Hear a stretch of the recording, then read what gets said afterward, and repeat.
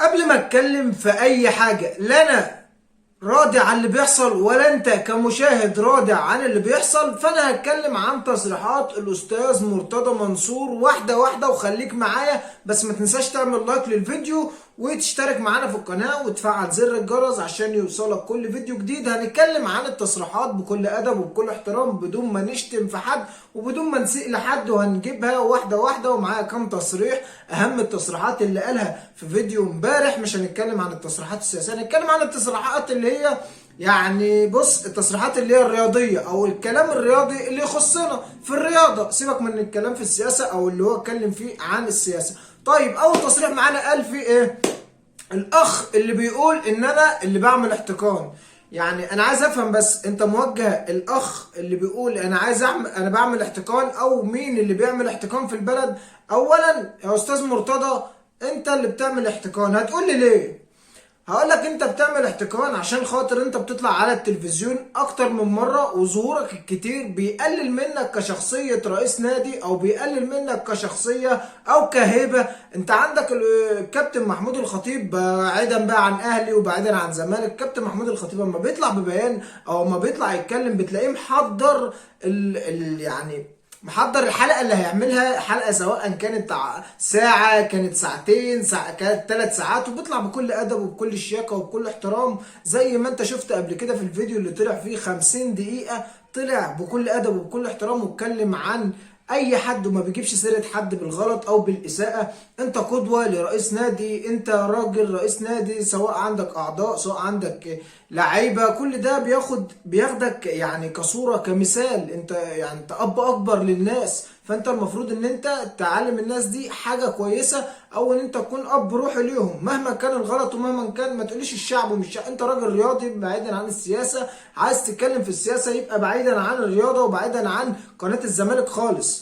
طيب، تاني تصريح معانا قال انا هقول للناس ان دي لجان حقيره وكدابه. تاني تصريح اللي هو بيقول انا هقول للناس ان دي لجان حقيره وكدابه، هو قصده على اللجان اللي على اليوتيوب واللي على الفيسبوك، وعلى الناس اللي بتقول ان هو اتقبض عليه، وعلى الناس اللي هي بتقول ان هو عليه احكام، وعلى الناس كل ده وبيقول ان هم تبع محمود الخطيب. وبصوا، انا مش فاهم ايه دخل محمود الخطيب في الصفحه اللي على الفيسبوك، وايه دخل محمود الخطيب في اللجان اللي على اليوتيوب، وايه دخل الناس دي كلها في الحاجات دي. لازم احنا كناس عاقلين. انا واحد مثلا عامل قناه على اليوتيوب، كل الناس اللي عامله قنوات على اليوتيوب يا جماعه بتطلع عايزه تجيب مشاهدات، بيطلع عايز يرزق من الاخر. هو طالع عامل القناه دي عشان يرزق منها او عشان ياكل منها عيش، فبيطلع بيجيب الحدث الموجود على الساحه الرياضيه عشان يطلع يتكلم عليه، او عشان يجيب عليه مشاهدات، او عشان خاطر ياخد نسبه مشاهدات كويسه. فهو بيحاول يتكلم عن الحدث الموجود. ما انا مش معقول دلوقتي المستشار مرتضى منصور اللي بيطلع بفيديوهات وبيطلع بيعمل حاجات كتيره هو الحدث الموجود على الساحه، او هو اللي عليه بحث كتير، فانا لازم ان انا اللي اطلع اتكلم عنه. مش هجيب واحد مثلا النهارده حازم امام مثلا مدفون، ما بيتكلمش، ما بيقولش تصريحات، ما بيعملش اي حاجه، مش هطلع اجيبه عشان اتكلم عليه. لازم اجيب الحدث اللي شغال حاليا عشان اتكلم عليه. زي ما انا طالع بالظبط دلوقتي بتكلم وبعمل على تصريحات المستشار مرتضى منصور من غير اساءه، من غير اي حاجه، بكله بالادب والاحترام. بس الناس ما تنساش تعمل لايك للفيديو عشان الفيديو يوصل لكل الناس. نكمل التصريحات. بيقول لك ايه بقى المستشار مرتضى منصور؟ ما حدش يقدر يمنعني لان انا بقيت صوت الشعب. هو بيقول لك ما حدش يقدر يمنعني من الكلام على قناه نادي الزمالك، انا بقيت صوت الشعب. صوت الشعب يا جماعه يقصد بيه ان هو بيتكلم عن السياسه، وان هو بيحافظ على البلد، وبيحافظ على مش عايزين فوضى، مش عايزين نشيل السيسي، مش عايزين كل الكلام ده. يقصد بيه الكلمه دي، ما يقصدش بيه الرياضه، ما تدخلش الامور في بعضها. هو ما يقصدش دي بالرياضه تماما. هو راجل سياسي وبيتكلم عن القضاه وبيتكلم عن الكلام ده، ما يقصدش بالرياضه. سيبك من التصريح ده خالص. طيب، هو بيقول برضك انا صوت لكل مواطن شريف عاوز يقول ومش عاوز يقول، انا بقول مكانه. واخد بالك من الحته دي؟ هو بيقول لك انا صوت لكل مواطن شريف عاوز يقول ومش عاوز يقول، وانا بقول مكانه. انا صوتك وصوت ده وصوت ده لا، بس انا سياده المستشار لا تمثلني في شيء، وما تقولش على لساني وما تقولش على لسان اي حد، سواء كان اهلاوي او زملكاوي. احنا كلنا مواطنين غلابه على فكره، وكلنا على قد حالنا، وكلنا ناس انا مش عايز اقول لك كلنا على قد حالنا جدا جدا، وبنتكلم بما يرضي الله. انت بتحط الفاظ سيئة جدا ما تصلش خالص للمجتمع عندنا، بغض النظر عن الناس اللي قاعده حواليك. الناس دي اكل عيشها، والناس دي لا. انا عارف ان انت حضرتك اي حد بتتكلم معاه او اي حد بيتكلم معاك او اي حد بينتقدك، زي ما سمعنا ابراهيم فايق وطلع وقال لك انت مش هتطلع تكلمني او مش هتطلع تقول لي انا اقول ايه على الرياضه. ده شغلي وانا بجتهد عشان خاطر اقول مصلحه النادي. ده انتقاد وده شغل، هي الرياضه كده. طيب نيجي على التصريح اللي بعده. لجان محمود الخطيب ولجان الاخوان ايد واحده، يعني حاجه بالعقل كده يا جماعه. مفيش حاجه اسمها لجان محمود الخطيب. محمود الخطيب اولا مش محتاج ان هو يعمل لجان على صفحات اليوتيوب او على صفحات الفيسبوك او كل الكلام ده. الراجل ده مش محتاج يعمل كده عشان خاطر يجيب معلومه او عشان خاطر يسوق حد. الراجل ده يا جماعه والله العظيم اكبر مما يكون.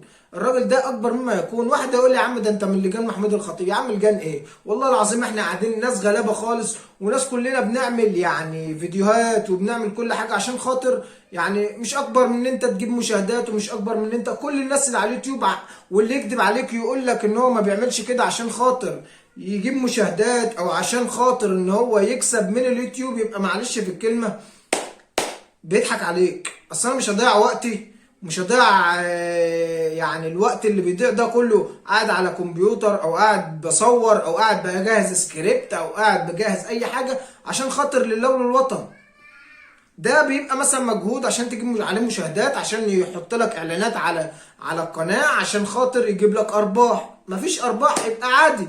هو ده اللي انا بقول لك عليه، او هو ده اللي انا قصدي عليه. انما قصه لجان ومحمود خطيب واخوان مفيش الكلام ده يا جماعه. مفيش حاجه اسمها لجان محمود الخطيب ولجان الاخوان. لجان الاخوان انت عارفهم، اللي انت بتجيبهم على القناه، اللي انت بتجيبهم على قناه الزمالك، انت عارفهم وقاعدين بره مصر. مفيش اخواني في مصر دلوقتي. مصر قضت على الاخوانيين كلهم. طيب بيقول لك ايه؟ بديل السيسي فوضى ورغم كل اللي عملوه فيا انا لحد دلوقتي، يعني بص يعني هو بيقول لك انا لحد دلوقتي موجود وبدعم السيسي رغم ان كل اللي عملوه فيا. قصده على ان هو خسر الانتخابات، وقصده على ان هو اتشال قبل كده من رئاسة النادي، وقصده على حاجات كتيرة جدا حصلت في عهد السيسي وهو موجود، المستشار مرتضى منصور.